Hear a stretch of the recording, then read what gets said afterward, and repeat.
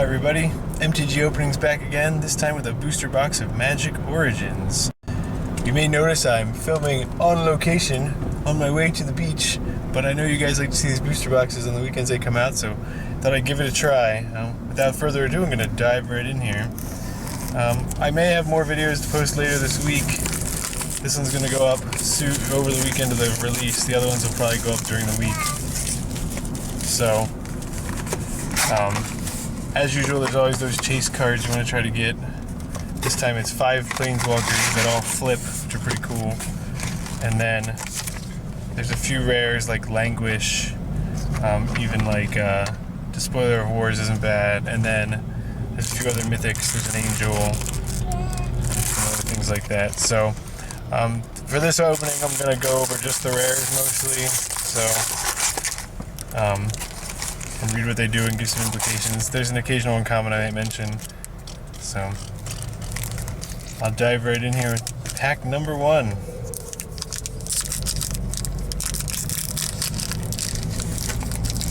These are already sliding around on me. That's what happens when you record in a car, folks. It's all good. So we'll just skim past the commons here. Go a little slower. That goes our first rare is an Alamet High Arbiter, 5 and 2 blue, 5/5 flying legendary creature Sphinx. And when he enters the battlefield, each opponent reveals their hand and you choose a card. The name of a card that's a non-land in their hand, and your opponent can't cast that spell while he's in play. So he's certainly no constructed card. I mean, you'll play him unlimited. He's a little expensive, but he's a 5/5 flyer. So I saw him doing some work at the pre-release, but he's nothing special and constructed. So moving on, next pack number 2. There are a decent number of rares in this set that are just worth a quarter, but you know that's going to happen in every set. There's a Smash to Smithereens, a little throwback to a former $3 card that's now worth nothing because they've reprinted 2 sets in a row. Skim through our commons again. First uncommon is Elemental Bonds, then we have a Towergeist and a Tarkir Callblade. Our rare is a Cave of Pulos. It's the ping land for black and white, taps for a colorless, or you can take a damage for a white or a black. That's a cycle that they've made last core set also. Not a bad card to have. Obviously it's going to be a major player in standard, just like all the dual lands always are.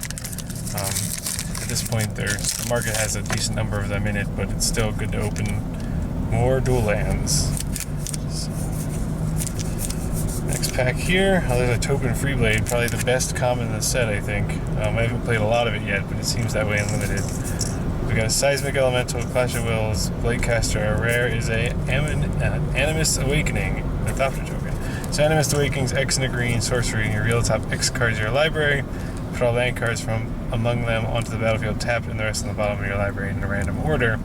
And if you have 2 or more instants and or sorcery cards, you get to untap those lands with spell mastery. So definitely going to be a player, I think, in at least some idea of a deck, maybe just at the Pro Tour, if not in standard in general.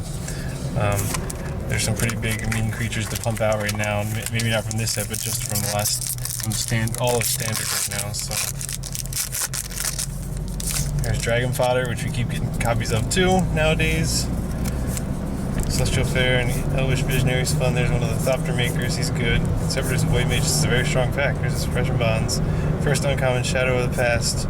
Sender Cards Royal, Anchor the Ether. Our rare is a Battlefield Forge. We've got a foil Blood Cursed Knight. The Battlefield Forge is just like the Cave of Kulios. This is the white-red 1 damage land. Like I said before, they're always going to have a role in standard as long as they're making dual lands. As long as they don't make ones that are much more powerful, they're gonna see play in a deck that plays those 2 colors. Dive right into the next pack here.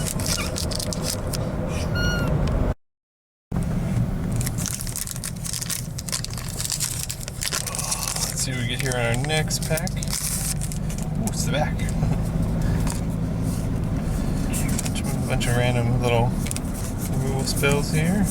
First uncommon is Patron of the Valiant, Goblin Glory Chaser, War Oracle. Our rare is a Kalthafed Soul Hoarder, 4 and 2 black for a 6/6 flying. And whenever a permanent owned by another player is put into the graveyard from the battlefield, you draw a card and lose a life. It sounds like it'll be fun in EDH. It's good and limited for sure. You only have one opponent. In EDH, you might want to be careful unless you have a deck specifically designed to abuse him. Don't go getting yourself killed. One Wrath of God, and I think your life is not doing well after that. Next pack here. Hoping to get one of those mythics here coming up soon. Sometimes my boxes have slow starts. This seems to be one of them. We got a Gather the Pack, Eyeblade's Massacre, Rogue's Passage, and a Hallowed Moonlight. So this is one of the rares that's looking to see play. It's a 1 and a white, and it's an instant until end of turn. If a creature would enter the battlefield and it wasn't cast, exile it instead, and then draw a card also. The card's going to be good because of modern mostly and some legacy stuff. So let's see what we have in the next pack here.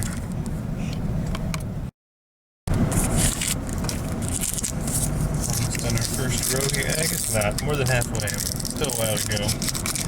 Hoping for at least 4 mythics as usual in these boxes, maybe 5. And if you've watched some of my videos in the past, I've had some pretty good boxes for mythic counts. Maybe we'll get one of those here today. Who knows?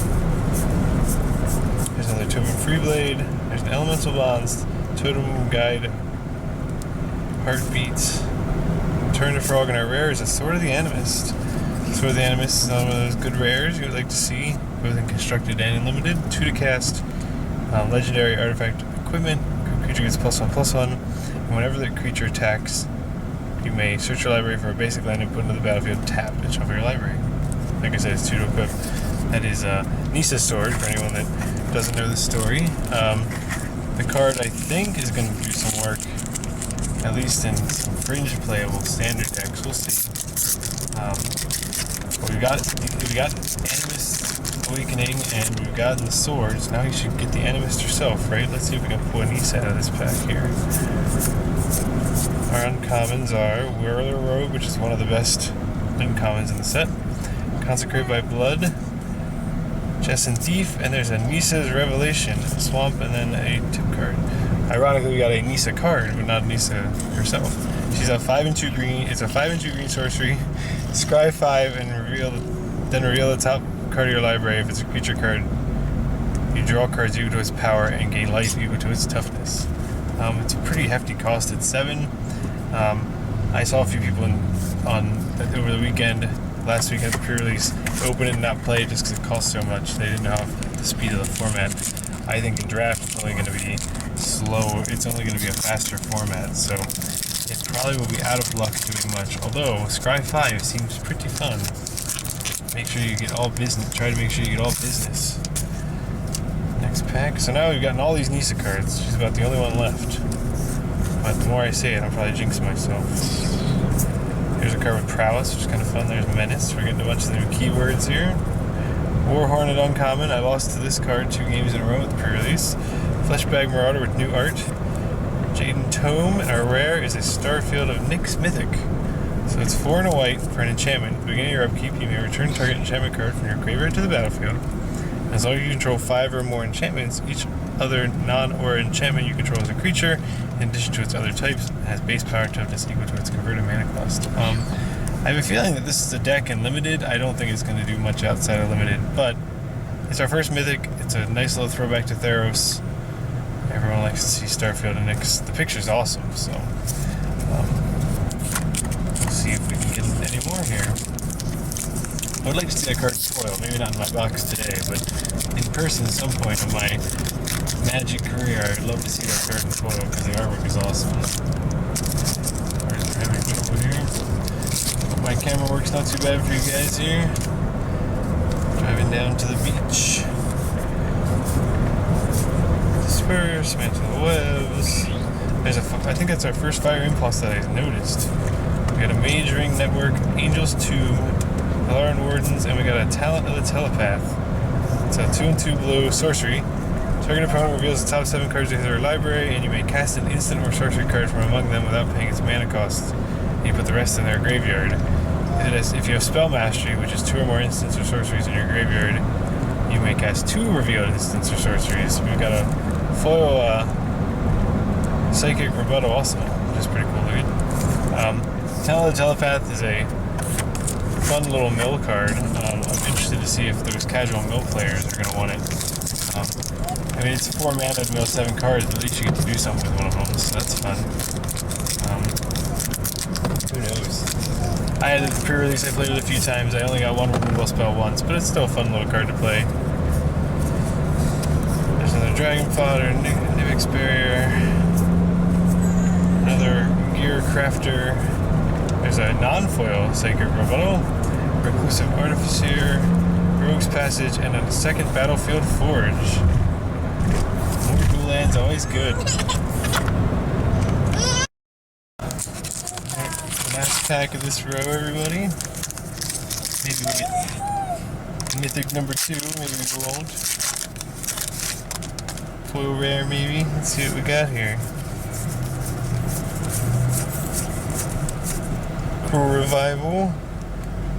Citadel Castellia. Now there's the uncommon that's worth some money. Shaman of the Pack. It's a 1 black and a green. 3/2 elf shaman. When enters the battlefield, target opponent loses life equal to the number of elves you control.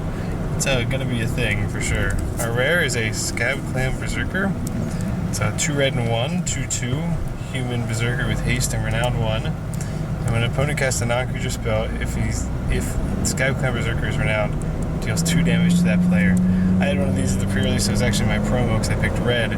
I loved it every time. It had to be killed, and when it was killed, your opponent took 2 damage. Obviously, it really has to be killed if it has renowned already.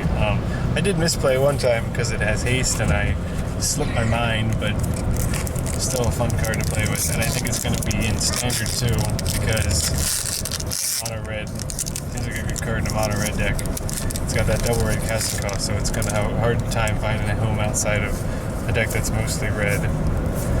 So, go right on to the first pack of the next row. There's a first Chief of the Foundry, another War Oracle, Undercity Troll, and a Displacement Wave. And then there's another multitude. Displacement Wave is X and 2 blue, sorcery. Return all non-land permanents with a converted mana cost X or less to their owner's hand. It's going to be a strong limited card. It's going to be a strong EDH card. I don't think we're going to see much of it outside of that, but still fun.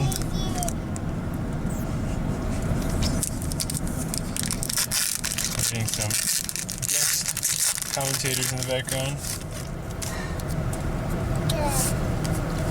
Next pack here, Way to the Underworld. Claustrophobia, some removal in this pack. First uncommons, Consecrated by Blood. Gold Forged Sentinel. Jaden Tome, and our rare is a Evolutionary Leap. Hey, that's our first first double face card. I didn't realize they placed the land. Interesting. Evolutionary Leap is 1 and a green. Enchantment, pay 1 green, sacrifice a creature, reveal cards to the top of your library until you reveal a creature card. You put that card into your hand and the rest of the body of your library in a random order. Alright, we'll get this next pack going here. See what we can get. I like my natural lighting for this video. So I'll skim past the actually I'm gonna zoom a little bit more here. Sorry guys. Actually that's probably good. Okay. Go past the commons as usual here. First uncommon is Irish Champion. There's a Scab Goliath.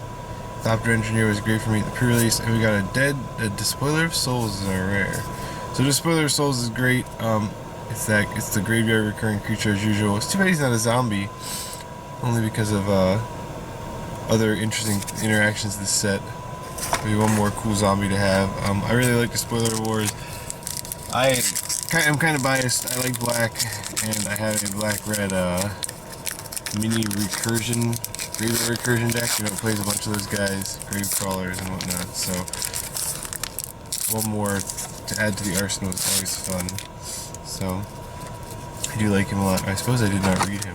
I apologize for that. I will do that real fast. He's 2 black for a 3/1 horror. He cannot block, and you can pay 2 black and exile 2 other creatures from your graveyard and return Despoiler Souls from your graveyard to the battlefield. So it's great that he comes back to the battlefield. The only thing I wish is you could remove anyone's creatures. I don't think it would be that much stronger because such a high, the double black is such a specific cost. It's not like every deck could just splash, you know, into it and like constructed. So that's one of the only things I didn't like about it, but obviously it's still good. So alright, we'll move on here. Next pack. I like Farika's Disciple. I know I passed a bunch already, but I just like to point out some cards each time. So uncommon is Sigil of Valor, Rune Servitor, Sombrol Alpha, and our rare is a Herald of the Pantheon. Herald of the Pantheon is 1 in the green for a 2/2 creature or Centaur Shaman. Enchantment spells you cast cost 1 less. And whenever you cast an enchantment spell, you gain a life. I think it's going to be at least in a tier 2 standard deck for sure. As long as Theros is still in the format, which is, you know, until October, I believe that's still correct. So it'll be a deck until then. I'm curious if Wizards printed that on purpose. I mean, I understand that Theros is a place that they are right now in the origin story, but I don't think they need an Enchantment Matters card that much, unless they did it specifically because they knew Theros is still around, which I know Wizards does, so maybe that's why they did it. Who knows? There's Aspiring Aeronauts, makes you some Thopters. We got a Mage Ring Network, Call of the Full Moon, which I love, by the way, the little throwback to the werewolf mechanic. And then another Shaman of the Pack, which is exciting. And then we got a Chandra, Fire of Kaladesh. So this is our first, maybe only Planeswalker. So we'll flip it over here, show you that it's double-sided. If you haven't seen these before, each of these come into play as creatures. So Chandra is a 2/2, or 1 and 2 red. Legendary creature, Human Shaman. So for you, those of you who play Commander or even Tiny Leaders, you can play her. Whenever you cast a red spell, you can untap Chandra, Fire of Kaladesh, and you can tap Chandra, Fire of Kaladesh, deal 1 damage to target player. And if Chandra has dealt 3 or more damage this turn, you may exile her or return her to the battlefield transformed under her owner's control. So she comes into play as a Planeswalker then, and she has 4 loyalty, so she obviously doesn't have a casting cost. Her casting cost becomes 0. For anyone who doesn't know how flip cards work, play back in Innistrad. So she's a Planeswalker Chandra, and you can +1 her to do 2 damage to target player, -2 her to do 2 damage to target creature, and you can -7 her loyalty to have her deal 6 damage to each opponent. Each player dealt damage this way gets an emblem. At the beginning of your upkeep, this emblem deals 3 damage to you. So it gives you it lights your opponents on fire, literally.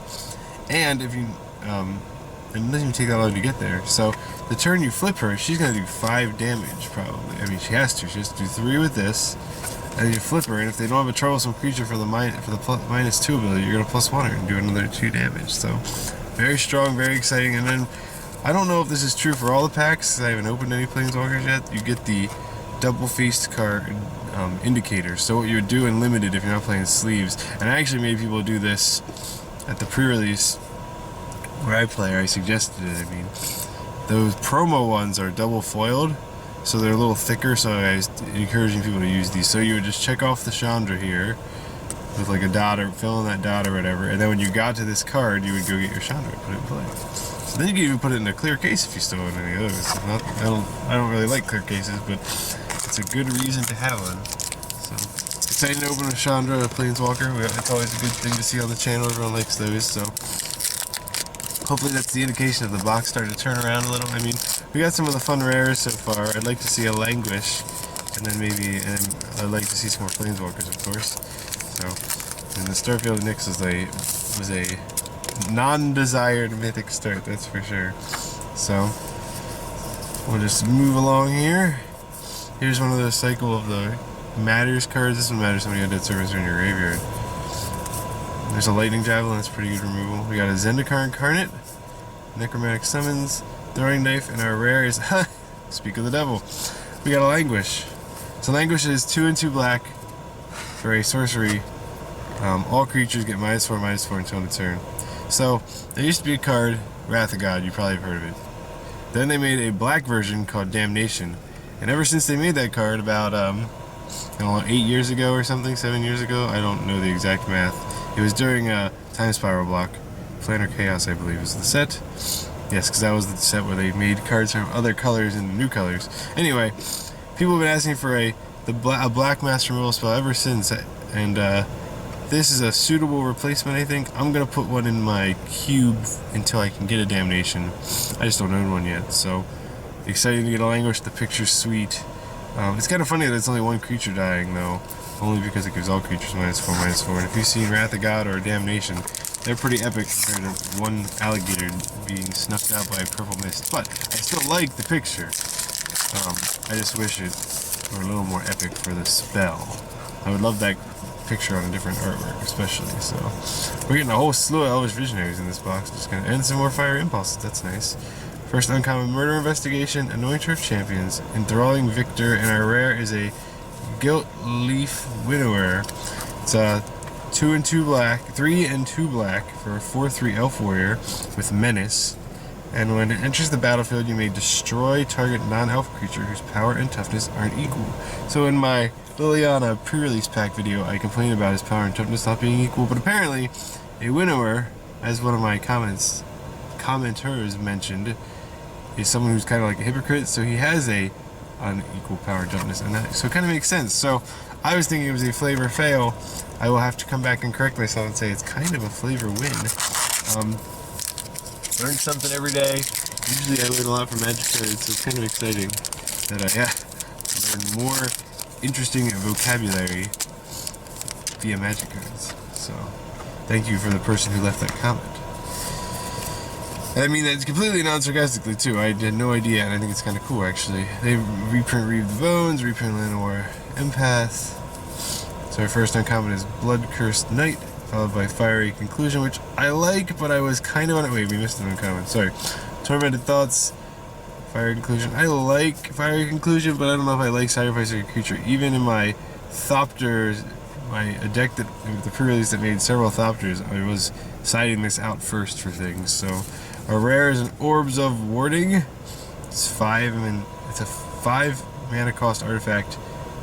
It gives you hexproof, and then if a creature would do a damage to you, prevent one of that damage. So that would work for every creature. So if they attack you with 6 2/2s, you only take 6. So that's kind of nice. We got a foil. It's a Necron or Sergeant. Actually, I haven't seen any of those in our packs yet. Oh, we got the Elf Warrior token. I haven't seen any of those in our packs yet. This guy does some work. I'm just skimming by the commons, but still. Orbs of Warding. I'm sure there's a specific EDH deck out there, or commander deck that some of you play against that your friends have that, you know, they call them pillow fort decks, where all they do is try to prevent your opponents from doing anything to you. That'll go and it'll be annoying, but I think that's about as much as Orbs of Warding is going to see play. So we'll just keep rolling along. There's Pricklebar, Reave Soul. I'm excited to play with. Our first uncommon is Swift Reckoning. Great card. It's going to see constructor play, I think. Hydrolash. Sigil Starfish is nice to see back again. I like this since they made Scry an evergreen mechanic. I was hoping I'd see Sigil Starfish when they announced it, and they didn't wait long, and I was not disappointed. So that's kind of exciting. And then our rare is Revenge. So if you remember when they first printed this card, this used to be a mythic actually. It's 5 and 2 green for an 8/5 elemental, and it can't be countered, and it has haste, and it can't be the target of non-green spells or abilities from non-green sources. So very hard to get rid of. The 5 toughness obviously makes it susceptible in combat, but obviously you're going to be in control if you want to attack or block with it. So be aware he only has 5 toughness, but I mean, of course, Titanic Growth is a thing for limited, and it's hard to count on when your opponent's going to have that. But at least your guy's going to have 8 power, so it's going to be hard, at least with the creatures in this limited format, to prevent that creature from dying too. So Celestial Flare. Timber Pack Wolf. Unholy Hunger is a good removal spell, obviously. We got a foil on this pack too. There's a first uncommon is a Snare, Sky Snare Spider, Call of the Full Moon. There's a Towergeist. Our rare is an Infinite Obliteration. It's 1 and 2 black. Sorcery. Name a creature card. Target player. Search target opponent's graveyard, hand, and library for any number of cards with that name and exile them. Then that player shuffles his or her library. I'm curious to see how many Abzan players are naming Siege Rhino against their opponent Abzan player in Standard with this card. I think it's going to see Standard play for sure. I don't know if it's a main deck card. I mean, maybe it's a one-of main deck card, and then you just kind of guess.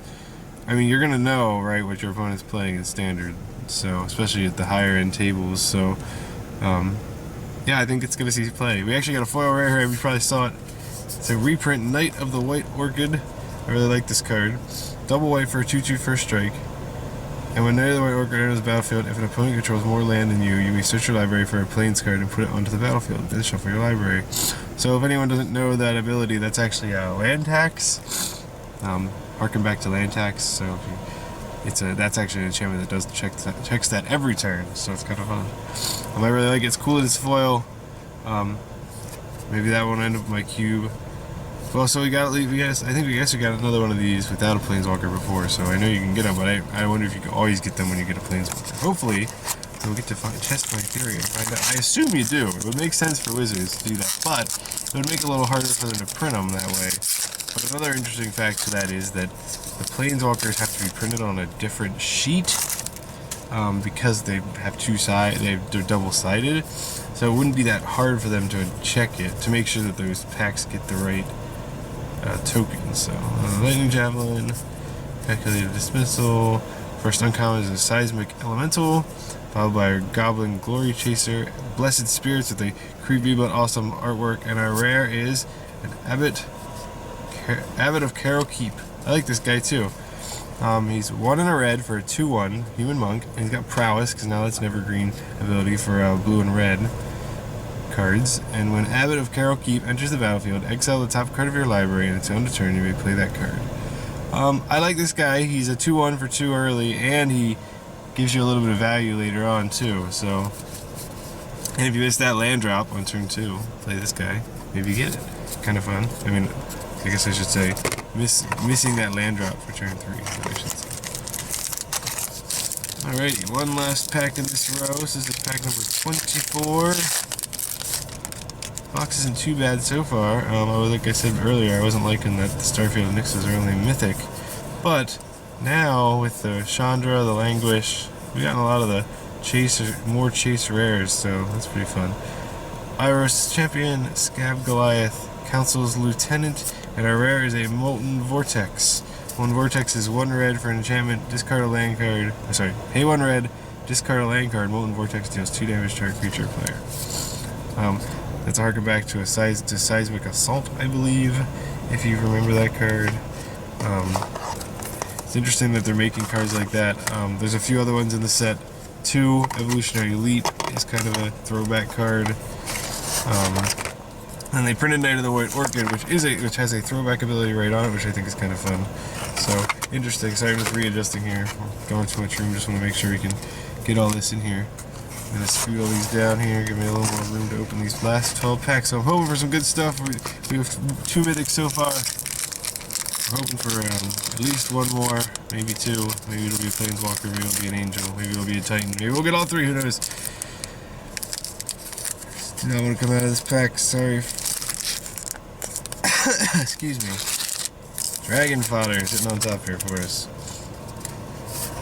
Yoked Ox, I didn't realize they reprinted this card. I guess when I was looking at the spoiler, I finally got a little lazy when I got to the end of each color, and I didn't even see Yoked Ox until I saw someone open one, or I opened one at the pre-release. Uncommon is Sky Snare Spider, Rune Servitor, Fleshbag Marauder, and our rare is a Gideon's Phalanx. It's 5 and 2 white for an instant. You put 4 2/2 white knight creature tokens with vigilance onto the battlefield. And a spell mastery, so if you have 2 or more instants or sorcery cards in your graveyard, creatures you control gain indestructible until end of turn. And we got a foil island and a plains. So I had Gideon's Phalanx played against me at the pre-release. It's kind of a blowout, which I expected when I saw the card in the spoilers. So I guess I shouldn't be that surprised, but it was still definitely a beating. So I'm actually gonna scoot these around here so I can put all this together. So okay. Without further ado here, not much to say about Gideon's Phalanx. It's a little expensive. It's great and limited because you're probably gonna get to that mana if you don't miss a land drop. I mean, a lot of games don't only make it to turn 4 or 5 unless you're playing something super aggressive. So, which does exist in this format, I think, but not everyone's gonna be able to have that deck. There's a Smash to Smithereens, more Dragon Fodders. Our first uncommon is a Psychic Rebuttal, Conclave Naturalist. There's another Reclusive Artificer. Our rare is a Ember Maul Hellion. 3 and 2 red for a 4/5 Hellion. Sorry, I was thinking all Hellions are elementals. He's got trample, and if another red source you control would deal damage to a permanent or player, it deals that much damage +1 to that permanent or player instead. So I like this guy because it seems like if somebody opens this pack 2 or 3 in a draft and they're not red, they're not going to take this guy over, you know, a removal spell, or, you know, they're not going to hate draft this over a removal spell or something. And if you're in red and this gets passed to you, it's only a bonus. I mean, he's only 5 to cast. He's a 4/5 trample, so right there is already good enough. But then he has a little bonus ability that I'm sure will help. I mean, imagine if you have like a Chandra and you have that guy. Like, let's say you open Chandra pack 1 and put you in red. You know, you're going to be burning things like crazy, which is always fun. Fetid Imp, Orchard Spirit. I haven't seen too many Send to Sleeps in this box. Our first uncommon is a Cruel Revival, followed by a Consul's Lieutenant and a Ram Roller. We're getting all the red rares here. We got a Flame Shadow Conjuring. 3 in a red. Whenever a non-token creature enters the battlefield under your control, you may pay 1 red. If you do, you put a token onto the battlefield that is a copy of that creature. That token gains haste and exile at the beginning of the next end step. That's a lot of words on a card, I have to say. Still good, of course. I added this at the pre-release with Separatist Void Mages. You're paying 5 mana, you lay a Separatist Void Mage, you get a copy of a Separatist Void Mage, you bounce their troublesome creature back to their hand, and you bounce your Separatist Void Mage back to your hand with a token. You attack them for 2 with 2 haste, that guy goes away. Next turn you do it again. Sick beats for your opponent, that's for sure. Now I got the Goblin token. So I really like this card.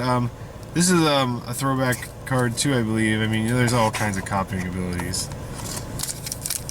Splinter Twin and whatnot, so I'm sure that was a conscious decision when they made the card do what it did. So diving right in here to the next pack. I don't want to make this video too long for you guys. I know I like to talk. We got a Garapur Aether Grid, Sylvan Messenger, Under City Troll, and our rare is a Tragic Arrogance. We got the 5/5 Demon token, which is kind of fun. I wish they would have given it new artwork. Tragic Arrogance is 3 and 2 white for sorcery. For each player you choose from among the permanents that player controls, an artifact, a creature, an enchantment, and a planeswalker. Then each player sacrifices all other non-land permanents he or she controls. So, pretty fun. That's yet another card I saw at the pre-release. It definitely was a blowout one of the times they played it against me. I don't know if I ended up losing that game, but they definitely played it to kill like 4 of my creatures, so that wasn't fun for me. But it seems like a strong card. I mean, it costs 5, so I'm not sure it'll do anything in the constructed, but I think you're going to be cursing the day they printed that card in Commander. So first uncommon in this pack is Prism Ring, followed by a Thunderclap, Wyvern, and a Revenant. Our rare is a Mythic. It's an Archangel of Tithes. Archangel of Tithes is 1 and 3 white for a 3/5 Flying Angel. As long as Archangel of Tithes is untapped, creatures can't attack you or planeswalkers you control unless the controller of that creature pays 1 for each of those creatures. So a mini Ghostly Prison. And as long as Archangel of Tithes is attacking, creatures can't block unless their controller pays 1 for each of those creatures. So that's definitely a new thing. It might be. I don't know if there's a card with that ability. I don't know every Magic card, but I know the other one is Ghostly Prison and Propaganda. So I think we got a foil here too. We do. It's a Deathbridge Shaman. So I really like the Archangel. She's going to see constructed play for sure, I think. Maybe she'll be that, quote, high end of a white weenie deck or something. And she's triple white, so that's probably the one thing holding her back the most, and it probably will the whole time she's in Standard. And we'll see if it sees play or not. So we're moving on here to the next pack. It's exciting to get another Mythic, so now we're at 3 Mythics, and I did say we get an Angel. So maybe we'll get that Planeswalker and that Titan, who knows. Draga's Invocation is a very strong uncommon. Chief of the Foundry, Valkyr Callblade. Our rare is a Pia and Karin Nular. Oh man, check this token out. We'll get to that in a second. So Pia and Karin Nular is a 2 and 2 red, 2/2 legendary creature artifact. Sorry, human artificer. And when Pia and Karin Nular enter the battlefield, you get 2 1/1 colorless stop to artifact creature tokens with flying. And then you can pay 2 and a red and sacrifice an artifact, and Pia and Karin Nular deal 2 damage to a creature or player. So this is obviously Chandra's parents, if you didn't know. It's a very strong card in Limited. I think it'll be a fun general for Commander as well. If there's some sort of artifact deck between now and the time Origins goes out, this card will probably be in it. So I noticed this is just a token, but I actually have not seen this art much. This is Ashia, the Awoken World token. This is the token that the Nissa Planeswalker creates. So that's very cool. I haven't seen that before, so check that out. Just a 4/4. Pretty cool. Well, now we've really gotten all the Nissa cards, except for her. Maybe she'll make an appearance here. I called the Languish. Let's see if we can call the Nissa. That'd be pretty fun, huh? And I only need that Titan that I mentioned earlier. I'm kind of running out of packs to get all this stuff, but that's okay. One can dream, right? Quick page through the more Elvish Visionaries, more Fire Impulses. So we got a Ravaging Blaze, a Skyrake Giant, a Possessed Scab, and our rare is a Shivan Reef. So that's the blue-red dual land. I haven't got one of those for a while in this box. Like I keep saying about those, they're always wanted in standard. You know, you need those dual-colored lands. I'm sure people would rather them be allied, but maybe that means we're gonna get some good allied land in Battle for Zendikar. I mean, people are hoping for fetches, so that doesn't make sense. You'd rather have the fetches, but it'll be interesting to see. So our next uncommon, Valley of Akros, Foundry of the Council, Dawnwind Elite, and our rare is a Harbinger of Tides, and we've got another Goblin token. So Harbinger of Tides is 2 blue for a 2/2. You may cast Harbinger of Tides as though it had flash if you pay 2 colors more to cast it. And then when Harbinger of Tides enters the battlefield, you may return target tapped creature an opponent controls to its owner's hand. So it's definitely strong. It'll be strong to it's a Merfolk wizard. It'll be strong to pay 4 after they go to attack you to bounce something back to their hand. And obviously won't be bad on your turn either, just for 2 mana for 2/2 and return, you know, any guy that they attack you with or activate an ability on. So it'll be interesting. Although I could see someone tapping Chandra to do their second point of damage once they're set up to flip it, and you can just flash that guy into play and bounce it back to their hand, which is kind of funny. I mean, you couldn't do it on the third one because it would all happen at once, I think. There's a Separatist Blade Mage. The Suppression Bonds. So we got a Sphinx's Tutelage, a Sylvan Messenger, and a Gnarl Root Trapper. Our rare is a Mizium Meddler. That's a 2 and a blue for a 1/4 Vidalcan Wizard. I didn't realize there's a Vidalcan in there with that armor. Interesting. I see the blue face now. He has Flash, and when he enters the battlefield, you may choose a target. You may change a target spell or ability to Mizium Meddler. So it's like a mini name of that guy. Uh-oh. I'm drawing a blank. Oh well. I mean, it's another ability to harken back to another one, so we'll move along here. There's a Bogart Brute, Knight of the Pilgrim's Road, Nantucket Husk. We got a Clash of Wills, Golden Forge Sentinel of the Eternal Watch, and our rare is a Mage Ring Responder. That's 7 mana for a 7/7, and it doesn't untap during its untap step. And you can pay 7 to untap Mage Ring Responder anytime you want. And whenever Mage Ring Responder attacks, it deals 7 damage to target creature defending player controls. So if you can get to 7 mana, you can get that, you can get Gideon's Phalanx. It's just so hard to get to 7 mana. We're down to our last 2 packs. Titan / Planeswalker, here we come. It's hard to get to 7 mana for the Mage Ring Responder, but once you get it, I mean, you lay them turn whatever, 9. You attack them turn 10-ish, destroying their biggest guy, and then untapping it during your opponent's turn or even at the end of your turn. So, not a bad deal. More Suppression Bonds, Titan Strength, sorry, first one comes Sigil of Valor, Meteorite, Bounding Crisis, and our rare is another Animist Awakening, and we got a foil Guardian Automaton. So I already read Animist Awakening once, it's pretty good. I guess that's what I get for asking for a Nissa. I get another Nissa card, but not Nissa. So, it's a good card. I think it'll see play, like I said before. Alrighty, we'll open our last pack here. I'm definitely not unhappy with the box so far. Let's see if we can finish it off on a high note, though. Celestial Flare, Negate, Lightning Javelin, Separatist, Void Mage. We're going to gather the pack, a Knightly Valor, a Ram Roller, and our rare is an Outland Colossus with a Knight token. Outland Colossus is 3 and 2 green for a 6/6 renowned 6. And Outland Colossus can't be blocked by more than 1 creature. So it's killing anything that it hits, basically. It's kind of nice. And it's only 5 to cast, so it's aggressively costed 6/6. I love him for limited. That's about where he's going to live, which is okay. Not every card can be played and constructed. So, well, guys, that's the end of this little ragtag box here while I open it on the road to the beach. I hope you enjoyed the video. Some highlights. We definitely got some good stuff. You know, we got Chandra, obviously. The Archangel's good. And then we end up getting Languish, Despoiler Wars, Evolutionary Leap. So we got a bunch of the chase-ish rares. And we did get at least one Planeswalker, which is nice. I'm sure there's boxes out there that don't have any Planeswalkers. I mean, that's going to happen when you have so many Mythics in a set. I almost wish you were guaranteed one or two in each box. I mean, we got one, so I'm happy about that. But you know, you're buying Magic Origins. The story's about them. I guess I wish you'd get them for sure. Maybe you do. I haven't watched any videos of other people opening, so maybe everyone gets a Planeswalker. Who knows? Be sure to check out my other videos in the description below. Leave any comments in the comment section. And I hope you guys like this video. I hope you guys are happy that I could get it on the online for you for the weekend. I'm still planning on getting at least another box or two to open, so I'm sure I'll put those videos up too. Keep an eye out for those. Until next time, guys, thanks a lot. Check me out on Twitter and on Facebook at MTG Openings. And be sure to subscribe if you like my video and hit that like button. Thanks, I'll talk to you guys later. Bye.